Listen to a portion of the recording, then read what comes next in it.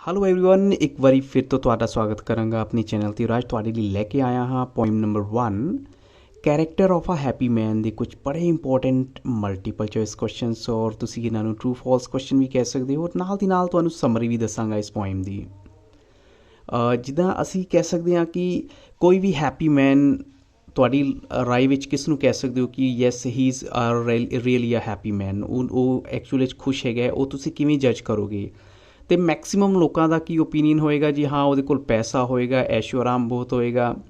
ਪਰ ਇਹ ਗੱਲ ਤੁਹਾਨੂੰ ਹਮੇਸ਼ਾ ਯਾਦ ਰੱਖਣੀ ਚਾਹੀਦੀ ਹੈ ਕਿ ਜਿੰਨਾ ਜ਼ਿਆਦਾ ਤੁਹਾਡੇ ਕੋਲ ਪੈਸਾ ਹੋਏਗਾ ਓਨੀਆਂ ਹੀ ਤੁਹਾਡੀਆਂ ਜ਼ਿੰਮੇਦਾਰੀਆਂ ਵੀ ਵੱਧਦੀਆਂ, ਕਿਉਂਕਿ ਪੈਸਾ ਇੱਦਾਂ ਤਾਂ ਆਏਗਾ ਨਹੀਂ, ਤੁਹਾਨੂੰ ਕੁਝ ਨਾ ਕੁਝ ਤਾਂ ਕਰਨਾ ਹੀ ਪਏਗਾ। ਔਰ ਇੱਥੇ ਦੇਖਦੇ ਹਾਂ ਇਸ ਪੋਇਮ ਦੀ ਸਮਰੀ ਵਿੱਚ ਸਾਨੂੰ ਥੋੜ੍ਹਾ ਜਿਹਾ ਹਿੰਟ ਕੀ ਦਿੱਤਾ ਹੋਇਆ ਜਾਂ ਕੈਰੈਕਟਰ ਆਫ ਏ ਹੈਪੀ ਮੈਨ ਕਿਸ ਬਾਰੇ ਹੈਗੀ ਹੈ ਔਰ ਇਸਨੇ ਕਿਸ ਨੇ ਲਿਖਿਆ ਹੈ ਇਸਨੂੰ। ਸਰ ਹੈਨਰੀ ਵਾਟਨ ਨੇ, ਜਿਨ੍ਹਾਂ ਦਾ ਜਨਮ ਹੋਇਆ ਸੀ 1568 ਕੈਂਟ ਵਿੱਚ UK ਵਿੱਚ, ਔਰ ਫੇਮਸ ਪੋਇਟ ਔਰ ਡਿਪਲੋਮੈਟ ਹੈ। ਔਰ ਇਹਨਾਂ ਦੀ ਪੜ੍ਹਾਈ ਹੋਈ ਸੀ ਆਕਸਫੋਰਡ ਵਿੰਚੈਸਟਰ ਵਿੱਚ। ਔਰ 1595 he was engaged by earl of Essex as the agent and secretary, ਯਾਨੀ ਇਹ ਦੋ ਕੰਮ ਇਹਨਾਂ ਨੇ ਕੀਤੇ, ਉਹਨਾਂ ਦੇ ਏਜੰਟ ਵੀ ਸੀ ਔਰ ਸੈਕਰੇਟਰੀ ਵੀ ਸੀ। ਔਰ ਇਹਨਾਂ ਦੀ ਜਿਹੜੀਆਂ ਪੋਇਮਸ ਹੈਗੀਆਂ ਉਹ ਕਾਫੀ ਫੇਮਸ ਵੀ ਹੈ, ਬਹੁਤ ਅੱਛੀਆਂ ਵੀ ਹੈ। ਔਰ 1591 ਵਿੱਚ ਉਹ ਕਲੈਕਟ ਕੀਤੀਆਂ ਗਈਆਂ ਸੀ। ਹੁਣ ਇਹਦੇ ਵਿੱਚ ਕਿਹੜੇ ਡਿਫੀਕਲਟ ਵਰਡ ਯੂਜ਼ ਕੀਤੇ ਗਏ ਉਹ ਦੇਖ ਲਓ ਜ਼ਰਾ। ਆਰਮਰ ਕੀ ਹੁੰਦੀ ਹੈ? ਸਾਡਾ ਡਿਫੈਂਸਿਵ ਕਵਰਿੰਗ ਹੁੰਦੀ ਹੈ, ਪ੍ਰੋਟੈਕਸ਼ਨ ਹੁੰਦੀ ਹੈ। ਵੈਸੇ ਹਥਿਆਰ ਅਸੀਂ ਕਹਿੰਦੇ ਹਾਂ ਨੋਰਮਲ। ਸਟਿਲ ਦਾ ਮਤਲਬ ਹੁੰਦਾ ਹੈ ਆਲਵੇਜ਼, ਇੱਥੇ ਜਿਹੜਾ ਪੋਇਮ ਦੇ ਵਿੱਚ ਮੀਨਿੰਗ ਦਿੱਤਾ ਗਿਆ। ਵੈਸੇ ਸਟਿਲ ਦਾ ਮਤਲਬ ਸ਼ਾਂਤ ਵੀ ਹੁੰਦਾ ਹੈ। ਰੋਇਨ ਕੀ ਹੁੰਦਾ ਹੈ? ਡਾਊਨਫਾਲ ਹੁੰਦਾ ਹੈ ਜਾਂ ਕੋਈ ਚੀਜ਼ ਬਿਲਕੁਲ ਖਤਮ ਹੋ ਜਾਂਦੀ ਹੈ। ਸਟੇਟ ਦਾ ਮਤਲਬ ਇੱਥੇ ਐਸਟੇਟ ਹੈ। ਐਸਟੇਟ ਕੀ ਹੁੰਦੀ ਹੈ? ਪ੍ਰੋਪਰਟੀ। ਐਂਟਰਟੇਨਸ ਦਾ ਮਤਲਬ ਹੁੰਦਾ ਇੱਥੇ ਐਗਰੀਏਬਲੀ, ਯਾਨੀ ਕੋਈ ਚੀਜ਼ ਤੁਸੀਂ ਓਕੂਪਾਈ ਕਰਦੇ ਹੋ ਕਿਸੇ ਦੀ ਪਰਮਿਸ਼ਨ ਨਾਲ ਜਾਂ ਯੂਟੀਲਾਈਜ਼ ਕਰਦੇ ਹੋ, ਯੂਜ਼ ਕਰਦੇ ਹੋ, ਇਸਤੇਮਾਲ ਕਰਦੇ ਹੋ। ਸਰਵਾਈਲ ਦਾ ਮਤਲਬ ਹੁੰਦਾ ਸਲੈਵਿਸ਼। ਔਰ ਨੈਕਸਟ ਹੈਗਾ ਤੁਹਾਡਾ ਲਾਸਟ ਵਰਡ ਬੌਂਡ। ਬੌਂਡ ਦਾ ਮਤਲਬ ਹੈ ਦੈਟ ਬਾਈਂਡਸ ਔਰ ਹੋਲਡ ਟੂਗੈਦਰ, ਜਿਹੜੀ ਚੀਜ਼ ਤੁਹਾਨੂੰ ਜੋੜ ਕੇ ਰੱਖਦੀ ਹੈ। ਸਲੈਵਿਸ਼ ਤੋਂ ਕੁਛ ਹੱਦ ਤੱਕ ਮਤਲਬ ਹੁੰਦਾ ਵੀ ਅਸੀਂ ਕਿਸੇ ਦੇ ਗੁਲਾਮ ਹਾਂ ਜਾਂ ਕੁਛ ਇੱਦਾਂ। ਹੁਣ ਕੁਐਸਚਨ 1 ਹੈ, according to the poet who is the most happy person. Poet ਦੇ ਅਕੋਰਡਿੰਗ ਸਭ ਤੋਂ ਜ਼ਿਆਦਾ ਖੁਸ਼ ਪਰਸਨ ਕੌਣ ਹੈ? A person who has money, who is rich, ਜਾਂ ਫਿਰ ਹੂ ਡਜ਼ਨਟ ਸਰਵ ਅਦਰਸ, ਜਾਂ ਹੂ ਈਟਸ ਲੈਸ, ਜਾਂ ਉਹ ਜਿਹੜਾ ਬਹੁਤ ਘੱਟ ਖਾਂਦਾ, ਜਾਂ ਜਿਸ ਨੂੰ ਕਿਸੇ ਦੀ ਸੇਵਾ ਨਹੀਂ ਕਰਦਾ। ਮੀਨਸ ਸਰਵ ਦਾ ਮਤਲਬ ਹੈਗਾ ਕੋਈ ਕਿਸੇ ਦੀ ਸਰਵਿਸ ਦੇ ਅੰਡਰ ਕੰਮ ਨਹੀਂ ਕਰਦਾ ਉਹ। ਤਾਂ ਅਕੋਰਡਿੰਗ ਟੂ ਦਾ ਪੋਇਟ ਤੁਹਾਡੇ ਰਾਏ ਵਿੱਚ ਕੀ ਹੋ ਸਕਦਾ ਇਹਦਾ ਐਗਜ਼ੈਕਟ ਆਨਸਰ? ਅਤੇ ਯੈਸ ਆਫਕੋਰਸ ਇੱਥੇ right answer according to the poet ਅਸੀਂ ਕਹਾਂਗੇ ਉਹ ਕਹਿੰਦਾ ਕਿ ਜਿਹੜਾ ਕਿਸੇ ਦੀ ਸਰਵਿਸ ਦੇ ਅੰਡਰ ਨਹੀਂ ਹੈ ਨਾ, ਯਾਨੀ ਆਪਣਾ ਮਾਲਿਕ ਖੁਦ ਹੈ, ਉਹ ਹੈਪੀ ਮੈਨ ਹੈ, ਹੂ is the most happy person. ਅਤੇ ਇੱਥੇ ਰਾਈਟ ਆਨਸਰ ਹੈ ਆਪਸ਼ਨ ਸੀ, ਕਿਉਂਕਿ ਜੇ ਤੁਸੀਂ ਫ੍ਰੀ ਹੋ, ਆਜ਼ਾਦ ਹੋ, ਤਾਂ ਸਮਝੋ ਤੁਸੀਂ ਬਹੁਤ ਖੁਸ਼ ਹੋ। What is an armour for a happy man? ਇੱਕ ਹੈਪੀ ਮੈਨ ਵਾਸਤੇ ਉਸ ਦਾ ਹਥਿਆਰ ਕੀ ਹੋ ਸਕਦਾ ਹੈ? ਅਤੇ ਆਪਸ਼ਨ ਤੁਹਾਡੇ ਸਾਹਮਣੇ ਹੈ ਉਸ ਦੀ ਸਕਿੱਲ, ਜਾਂ ਉਸ ਦੀ ਰਾਈਟਿੰਗ ਸਟਾਈਲ, ਉਸ ਦਾ ਲਿਖਣ ਦਾ ਤਰੀਕਾ, ਉਸ ਦਾ ਪਰਿਵਾਰ, ਜਾਂ ਫਿਰ ਉਸ ਦੀ ਜੋ ਪਿਓਰ ਥੋਟਸ ਹੈਗੀਆਂ ਜਾਂ ਪਿਓਰ ਉਹਦੇ ਵਿਚਾਰ ਹੈਗੇ ਆ ਮਨ ਦੇ। ਅਤੇ ਅਕੋਰਡਿੰਗ ਟੂ ਦਾ ਪੋਇਮ ਅਸੀਂ ਕਹਾਂਗੇ ਇੱਥੇ ਰਾਈਟ ਆਨਸਰ ਹੈਗਾ ਯੈਸ ਆਫਕੋਰਸ, ਉਸ ਦੇ ਜਿਹੜੇ ਪਿਓਰ ਥੋਟਸ ਹੈ ਉਹੀ ਉਸ ਦਾ ਹਥਿਆਰ ਹੁੰਦੇ ਹੈ। ਇੱਕ ਹੈਪੀ ਮੈਨ ਦੀ ਖੁਸ਼ੀ ਦਾ ਕਾਰਨ ਵੀ ਹੋ ਸਕਦੇ ਹੈ। ਉਹਦੀ ਜਿਹੜੀ ਸੋਚ ਹੈ ਉਹ ਬਹੁਤ ਪਿਓਰ ਹੁੰਦੀ ਹੈ। ਆਪਸ਼ਨ ਡੀ ਰਾਈਟ ਆਨਸਰ ਹੈ। What is a simple truth to a happy man? ਇੱਕ ਹੈਪੀ ਮੈਨ ਵਾਸਤੇ ਸਿੰਪਲ ਸੱਚਾਈ ਕੀ ਹੋ ਸਕਦੀ ਹੈ? ਸੋਰਸ ਆਫ ਟਰਬਲ, ਯਾਨੀ ਮੁਸੀਬਤ ਦਾ ਘਰ। ਅਟਮੋਸਟ ਸਕਿੱਲ, ਯਾਨੀ ਉਹਦੀ ਬਹੁਤ ਅੱਛੀ ਜੋ ਸਕਿੱਲ ਹੈ, ਯੋਗਤਾ। ਪ੍ਰੋਬਲਮੈਟਿਕ ਬਿਹੇਵੀਅਰ ਹੋ ਸਕਦਾ ਹੈ, ਯਾਨੀ ਪ੍ਰੋਬਲਮ ਦੇਣ ਵਾਲਾ ਵਿਵਹਾਰ। ਜਾਂ ਫਿਰ ਉਸਦੀ ਐਨਰਜੈਟਿਕ ਅਪਰੋਚ, ਜਾਂ ਉਹਦੀ ਕਿਸੇ ਚੀਜ਼ ਨੂੰ ਲੈ ਕੇ ਆਪਣੀ ਪੋਜ਼ੀਟਿਵ ਅਪਰੋਚ, ਐਨਰਜੈਟਿਕ ਅਪਰੋਚ ਹੋ ਸਕਦੀ ਹੈ। ਅਸੀਂ ਦੱਸਣਾ ਅ ਸਿੰਪਲ ਟਰੂਥ, ਇੱਕ ਸਿੰਪਲ ਸੱਚਾਈ ਕੀ ਹੈ ਹੈਪੀ ਮੈਨ ਦੀ? ਅਤੇ ਇੱਥੇ ਅਸੀਂ ਕਹਾਂਗੇ ਉਹਦੀ ਜਿਹੜੀ ਸੱਚਾਈ ਉਹਦੀ ਹੈਗੀ ਹੈ ਉਹ ਸਿਰਫ ਉਹਦੀ ਅਟਮੋਸਟ ਸਕਿੱਲ ਹੈ। ਅਟਮੋਸਟ ਸਕਿੱਲ ਕੀ ਹੁੰਦੀ ਹੈ? ਜਿਹੜੀ ਕਿਸੇ ਵੀ ਤਰ੍ਹਾਂ ਦੀ ਚਾਲਾਕੀ ਤੋਂ ਬਿਲਕੁਲ ਦੂਰ ਹੁੰਦੀ ਹੈ, ਬਿਲਕੁਲ ਬਨਾਵਟੀ ਨਹੀਂ ਹੁੰਦੀ, ਓਰੀਜਨਲ ਹੁੰਦੀ ਹੈ। ਅਤੇ ਇੱਥੇ ਇਸ ਪੋਇਮ ਦੇ ਅਕੋਰਡਿੰਗ ਇਹਦਾ ਮੀਨਿੰਗ ਹੈ utmost skill. Option B right answer ਹੈ। ਹੂਜ਼ ਪੈਸ਼ਨਸ ਨਾਟ ਹਿਜ਼ ਮਾਸਟਰਸ ਆਰ, ਇਹਦਾ ਮਤਲਬ ਕੀ ਹੈਗਾ? ਹੂਜ਼ ਪੈਸ਼ਨਸ ਨਾਟ ਹਿਜ਼ ਮਾਸਟਰਸ ਆਰ। ਹੁਣ ਇਹ ਦੇਖੋ ਕਿ ਇਹਦਾ ਮਤਲਬ ਕੀ ਹੋ ਗਿਆ, ਕਿਉਂਕਿ ਜੇ ਮੈਂ ਮਤਲਬ ਦੱਸਾਂਗਾ ਤਾਂ ਤੁਹਾਨੂੰ ਕੁਐਸਚਨ ਦਾ ਆਨਸਰ ਵੀ ਪਤਾ ਲੱਗ ਜਾਏਗਾ। ਆਪਸ਼ਨ ਤੁਸੀਂ ਇੱਕ ਵਾਰੀ ਦੇਖ ਲਓ ਸਾਰੇ। ਅਤੇ ਯੈਸ ਆਫਕੋਰਸ ਇਹਦਾ ਮਤਲਬ ਹੈਗਾ ਕਿ ਯੈਸ ਉਹ ਜੋ ਹੈ ਇੱਕ ਹੈਪੀ ਪਰਸਨ ਹੈ, ਉਹ ਮਾਸਟਰ ਹੈ ਆਪਣੇ ਪੈਸ਼ਨਸ ਦਾ। ਪੈਸ਼ਨਸ ਦਾ ਮਤਲਬ ਤੁਸੀਂ ਸਮਝ ਸਕਦੇ ਹੋ, ਯਾਨੀ ਉਸਨੂੰ ਇਹ ਨਹੀਂ ਕਹਿ ਸਕਦੇ ਕਿ ਉਹ ਕਿਸੇ ਹੋਰ ਨੂੰ ਆਪਣਾ ਮਾਸਟਰ ਮੰਨਦਾ ਹੈ, ਬਟ ਉਹਦੀ ਜੋ ਵਿਸ਼ਿਜ਼ ਹੈ ਜੋ ਵੀ ਹੈ ਉਹ ਸਭ ਉਹਦੇ ਕੰਟਰੋਲ ਵਿੱਚ ਹੁੰਦੀ ਹੈ।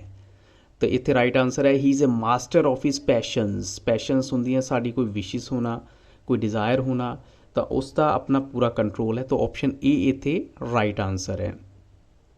ਨੈਕਸਟ ਕੁਐਸਚਨ ਹੈ whose soul is prepared for death. Here who is whose, ਇੱਥੇ ਹੂਜ਼ ਜੋ ਹੈ ਕਿਸ ਲਈ ਯੂਜ਼ ਕੀਤਾ ਗਿਆ, whose soul is prepared for death. ਤਾਂ ਆਪਸ਼ਨ ਤੁਹਾਡੇ ਸਾਹਮਣੇ ਗਿਵਨ ਹੈ। ਆਈ ਥਿੰਕ ਸੋ ਇੱਥੇ ਵੀ ਤੁਹਾਨੂੰ ਕੋਈ ਡਾਊਟ ਹੋਣਾ ਨਹੀਂ ਚਾਹੀਦਾ। ਇਸ ਤੇ ਕਿਸ ਦੀ ਸੋਲ ਦੀ ਗੱਲ ਕੀਤੀ ਗਈ ਹੈ, ਕਿਸ ਦੀ ਆਤਮਾ ਦੀ ਗੱਲ ਕੀਤੀ ਗਈ ਹੈ।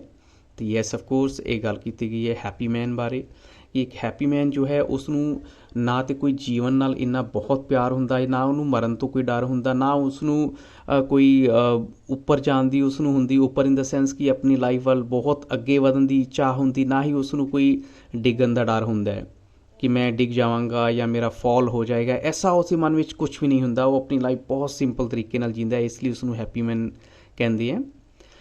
ਕੁਐਸਚਨ 6 ਹੈ which one of the following is the characteristics of a happy man. ਇਹਨਾਂ 'ਚੋਂ ਕਿਹੜੀ ਕੈਰੈਕਟਰਿਸਟਿਕਸ ਹੈਗੀ ਹੈ ਹੈਪੀ ਮੈਨ ਦੀ, ਇਹ ਤੁਸੀਂ ਥੋੜ੍ਹਾ ਜਿਹਾ ਧਿਆਨ ਨਾਲ ਦੇਖਣਾ। ਹੀ ਇਜ਼ ਡਿਸऑनेस्ट, ਬੇਈਮਾਨ ਹੈ, ਝੂਠਾ ਹੈ, ਟਰੂਥਫੁਲ ਹੈ ਜਾਂ ਜੈਲਸ ਹੈ। ਜੈਲਸ ਕੀ ਹੁੰਦਾ ਹੈ, ਜਿਹੜਾ ਕਿਸੇ ਤੋਂ ਜੈਲਸੀ ਰੱਖਦਾ ਹੈ, ਨਫ਼ਰਤ ਰੱਖਦਾ ਹੈ। ਤੇ ਇੱਥੇ ਰਾਈਟ ਆਨਸਰ ਹੈ ਆਪਸ਼ਨ ਸੀ, ਉਹ ਸੱਚਾ ਹੈ ਬਿਲਕੁਲ।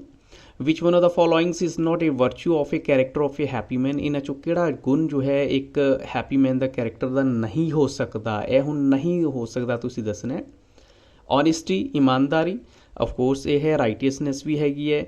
ਸੈਲਫ ਸੈਟਿਸਫੈਕਸ਼ਨ ਵੀ ਉਸਦਾ ਗੁਣ ਹੈਗਾ। ਅਤੇ ਕਿਹੜਾ ਗੁਣ ਨਹੀਂ ਆ ਸਕਦਾ, ਯੈਸ ਡਿਵੋਸ਼ਨ ਟੂ ਡਿਜ਼ਾਇਰਸ, ਯਾਨੀ ਉਸ ਦੀਆਂ ਇੱਛਾਵਾਂ ਨੂੰ ਡਿਵੋਸ਼ਨ ਜ਼ਿਆਦਾ ਨਹੀਂ ਦਿੱਤਾ ਹੋਇਆ ਉਸਨੇ, ਕੰਟਰੋਲ ਪੂਰਾ ਹੈ। ਅਤੇ ਇਹੀ ਗੁਣ ਉਸਦਾ ਨਹੀਂ ਹੈਗਾ। ਅਤੇ ਇੱਥੇ ਆਪਸ਼ਨ ਡੀ ਰਾਈਟ ਆਨਸਰ ਹੋਇਆ ਕਿਉਂਕਿ ਉਸ 'ਤੇ ਡਿਵੋਸ਼ਨ ਕਿਸ ਲਈ ਹੈਗਾ, ਡਿਵੋਸ਼ਨ ਟੂ ਗੋਡ ਹੈਗਾ। ਕਰੈਕਸ਼ਨ ਮੈਂ ਤੁਹਾਨੂੰ ਕਰਕੇ ਦਿੱਤੀ ਹੈ ਉੱਪਰ। If one becomes his own master it means that he is really a. ਅਗਰ ਕੋਈ ਆਪਣਾ ਮਾਸਟਰ ਖੁਦ ਬਣ ਗਿਆ ਤਾਂ ਇਹਦਾ ਮਤਲਬ ਕੀ ਹੈਗਾ, ਉਹ ਕੀ ਹੈਗਾ, ਕਲੇਵਰ ਮੈਨ ਹੈ, ਕਲੇਵਰ ਪਰਸਨ ਹੈ ਜਾਂ ਚੀਪ ਪਰਸਨ ਹੈ ਜਾਂ ਫਿਰ ਹੈਪੀ ਪਰਸਨ ਹੈ। ਅਤੇ ਆਫਕੋਰਸ ਅਸੀਂ ਕਹਾਂਗੇ ਜੇ ਤੁਸੀਂ ਆਪਣੀ ਇੱਛਾਵਾਂ 'ਤੇ ਕੰਟਰੋਲ ਕਰ ਸਕਦੇ ਹੋ ਤਾਂ ਤੁਸੀਂ ਸੱਚੀ ਹੀ ਇੱਕ ਹੈਪੀ ਪਰਸਨ ਹੋ। ਆਪਸ਼ਨ ਡੀ ਰਾਈਟ ਆਨਸਰ ਹੈ। Which one of the following lessons does a religious book not teach us. ਇਹਨਾਂ 'ਚੋਂ ਕਿਹੜਾ ਲੈਸਨ ਇੱਕ ਧਾਰਮਿਕ ਪੁਸਤਕ ਸਾਨੂੰ ਨਹੀਂ ਸਿਖਾਉਂਦੀ, ਸਾਨੂੰ ਟੀਚ ਨਹੀਂ ਕਰਦੀ। ਟੂ ਸ਼ਨ ਈਵਲ, ਯਾਨੀ ਅਸੀਂ ਬੁਰਾਈ ਛੱਡ ਦਈਏ, ਟੂ ਫੋਲੋ ਈਵਲ ਜਾਂ ਬੁਰਾਈ ਨੂੰ ਫੋਲੋ ਕਰੀਏ, ਔਰ follow the path of good ਜਾਂ ਫਿਰ ਅੱਛਾਈ ਦਾ ਰਾਸਤਾ ਜੋ ਹੈ ਅਸੀਂ ਫੋਲੋ ਕਰੀਏ, ਜਾਂ keep us on the right path, ਜਾਂ ਸਾਨੂੰ ਉਹ ਸੱਚਾਈ ਦੇ ਰਸਤੇ 'ਤੇ ਲਾ ਕੇ ਰੱਖਦੀ ਹੈ। ਅਤੇ ਅਸੀਂ ਦੇਖਦੇ ਹਾਂ ਇਹ ਆਪਸ਼ਨ ਸੀ ਔਰ ਡੀ ਇਹ ਸਾਰੇ ਪੋਜ਼ੀਟਿਵ ਹੈ, ਬਟ ਇਹ ਨੈਗੇਟਿਵ ਹੈ। ਟੂ ਫੋਲੋ ਈਵਲ, ਯਾਨੀ ਸਾਨੂੰ ਇੱਕ ਧਾਰਮਿਕ ਪੁਸਤਕ ਇਹ ਕਦੀ ਨਹੀਂ ਕਹੇਗੀ ਕਿ ਅਸੀਂ ਬੁਰਾਈ ਦਾ ਰਸਤਾ ਫੋਲੋ ਕਰੀਏ, ਅਤੇ ਆਪਸ਼ਨ ਬੀ ਇੱਥੇ ਰਾਈਟ ਆਨਸਰ ਹੈ। ਬਾਕੀ ਕੰਮ ਉਹ ਸਾਨੂੰ ਜ਼ਰੂਰ ਕਹੇਗੀ ਕਿ ਅਸੀਂ ਬੁਰਾਈ ਛੱਡ ਦਈਏ ਔਰ ਅੱਛਾਈ ਦਾ ਰਾਸਤਾ ਚੁਣੀਏ ਜਾਂ ਸੱਚਾ ਰਾਸਤਾ ਚੁਣੀਏ, ਜੋ ਹੈ ਉਹ ਬਿਲਕੁਲ ਸਹੀ ਹੈ। So who does not desire for more than what he has. ਇਹ ਕਿਸ ਦੀ ਬਾਰੇ ਕਿਹਾ ਗਿਆ ਕਿ who does not desire for more than what he has, ਇਹ ਕਿਸ ਦੀ ਕੁਆਲਿਟੀ ਹੋ ਸਕਦੀ ਹੈ। ਤਾਂ ਆਫਕੋਰਸ ਇੱਥੇ ਵੀ ਰਾਈਟ ਆਨਸਰ ਕੀ ਹੋਣਾ ਚਾਹੀਏ, ਯੈਸ ਆਫਕੋਰਸ ਅਸੀਂ ਕਹਾਂਗੇ ਇੱਥੇ ਇੱਕ ਕੰਟੈਂਟਿਡ ਮੈਨ ਬਾਰੇ ਕਿਹਾ ਗਿਆ, ਇੱਕ ਸੈਟਿਸਫਾਈਡ ਆਦਮੀ ਬਾਰੇ ਕਿਹਾ ਗਿਆ। ਕੰਟੈਂਟਿਡ ਦਾ ਮਤਲਬ ਹੁੰਦਾ ਜਿਹੜਾ ਸੰਤੁਸ਼ਟ ਹੈ ਆਪਣੀ ਲਾਈਫ ਵਿੱਚ, ਉਹ ਜ਼ਿਆਦਾ ਚੀਜ਼ ਦੀ ਇੱਛਾ ਹੀ ਨਹੀਂ ਰੱਖਦਾ ਜੋ ਉਸ ਕੋਲ ਹੈਗਾ। ਉਹ ਕਹਿੰਦਾ ਨਹੀਂ ਮੇਰੇ ਕੋਲ ਬਹੁਤ ਕੁਛ ਹੈ। ਅਤੇ ਇਸ ਲਈ ਅਸੀਂ ਉਹ ਕਹਾਂਗੇ ਇੱਕ contented man is equal to a happy man. ਅਤੇ ਆਪਸ਼ਨ ਸੀ ਇੱਥੇ ਰਾਈਟ ਆਨਸਰ ਹੈ।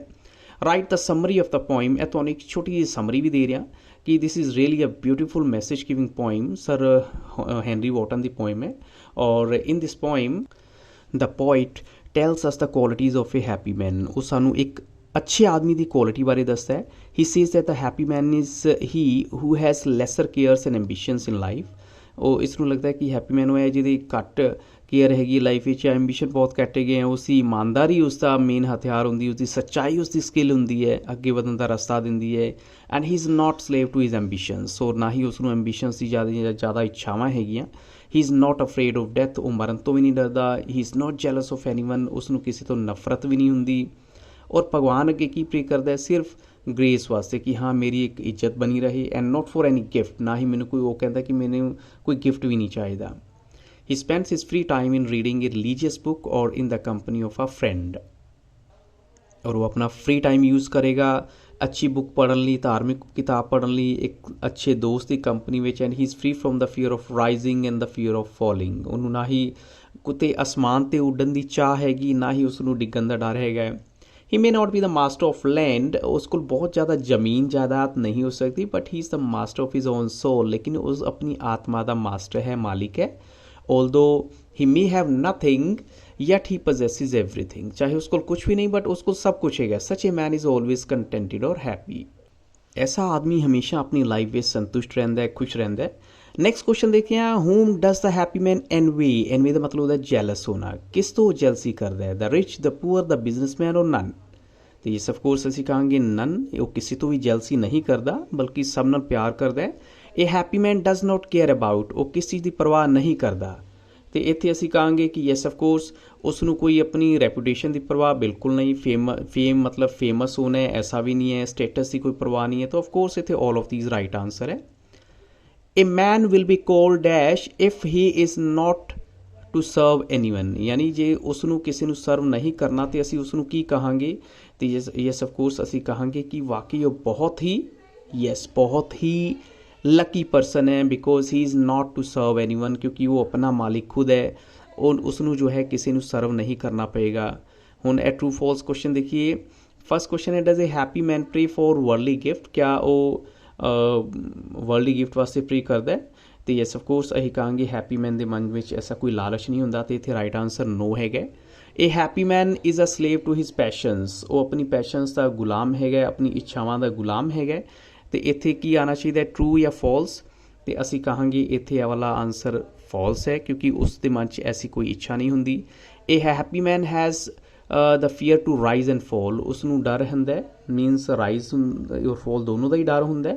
ਤੇ ਅਸੀਂ ਇੱਥੇ ਕਹਾਂਗੇ ਇਹ ਵਾਲੀ ਸਟੇਟਮੈਂਟ ਵੀ ਬਿਲਕੁਲ ਗਲਤ ਹੈ, ਕਿਉਂਕਿ ਐਸਾ ਕੁਛ ਵੀ ਨਹੀਂ ਹੁੰਦਾ। ਉਸ ਨੂੰ ਨਾ ਉੱਤੇ ਜਾਣ ਦੀ ਇੱਛਾ ਹੁੰਦੀ, ਮੀਨਸ ਆਸਮਾਨ 'ਤੇ ਉੱਡਣ ਦੀ, ਔਰ ਨਾ ਹੀ ਉਸ ਨੂੰ ਡਿੱਗਣ ਦਾ ਡਰ ਹੁੰਦਾ।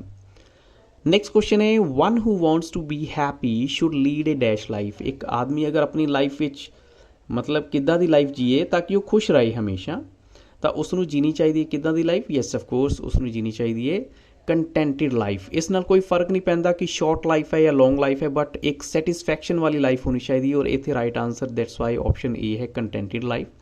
ਤੇ ਇਹ ਕੁਝ ਇੰਪੋਰਟੈਂਟ ਕੁਐਸਚਨ ਸੀ ਤੁਹਾਡੇ ਵਾਸਤੇ। ਇਸ ਤੋਂ ਪਹਿਲੇ ਵੀ ਕੁਝ ਕੁਐਸਚਨ ਦੇ ਚੁੱਕਿਆ ਹਾਂ, ਉਹਨਾਂ ਦਾ ਲਿੰਕ ਤੁਹਾਨੂੰ ਮਿਲੇਗਾ ਇਸੀ ਵੀਡੀਓ ਦੀ ਡਿਸਕ੍ਰਿਪਸ਼ਨ ਬਾਕਸ ਵਿੱਚ। ਔਰ ਨਾਲ ਦੀ ਨਾਲ ਤੁਸੀਂ ਹੋਰ ਵੀ ਕਿਸੇ ਤਰ੍ਹਾਂ ਦੀ ਕੋਈ ਰਿਕੁਆਇਰਮੈਂਟ ਹੈ ਤਾਂ ਜ਼ਰੂਰ ਮੈਨੂੰ ਦੱਸੋ, ਮੈਂ ਤੁਹਾਡੀ ਹਰ ਪੋਸੀਬਲ ਹੈਲਪ ਕਰਾਂਗਾ। Thank you very much and have very nice day.